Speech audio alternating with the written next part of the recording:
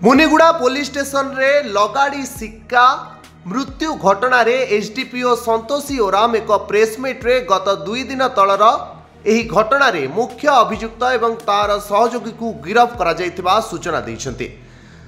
सूचना मुताबक 2021 मसीह भातृ विवाद रे संपर्कीय भाई को आक्रमण करी एही घटना रे 2 जण जेल भोगुथिबा बेले गत 8 तारिख रे तांको परिवार रो अन्य जणे भाई को एकाकी अवस्था रे पाई लगाड़ी सिक्का को गोटे धारुआ अस्त्र रे आक्रमण करा जायछि।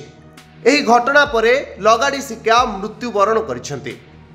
तेबे मुनिगुड़ा थानार मुनिखोल पंचायतर कुरेलपेटा ग्राम निकटस्थ डेंगुलीपेटा जंगल रे एही कांड घटिछि एवं घटनास्थलरू मारणास्त्र जबत करिछि पुलिस।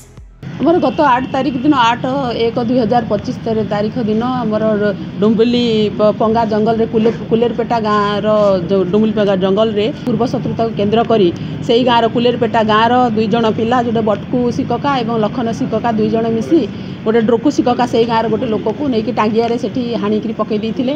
तापर से घटना से दिन ही रिपोर्ट हो नाला। तार 2 दिन पर 10 तारिख दिन सकाळे आसिकी से ड्रुकू शिककार भाई आसिकी रिपोर्ट देले। रिपोर्ट देवार केस है। केस तदंत समय से मृतदेह जबत है और से व्यवहृत टांगिया जबत हो मृतदेह को पोस्टमार्टम कर पोस्टमार्टम बर्तमान सरीगला। आ 2 जण से आरेस्ट होती बटकू शिकका और लखन शिकका जो मैंने कि कोर्ट को फरवर्ड हेबे। विषम कटकरू धनुजय राजू रिपोर्ट धरित्री लाइव।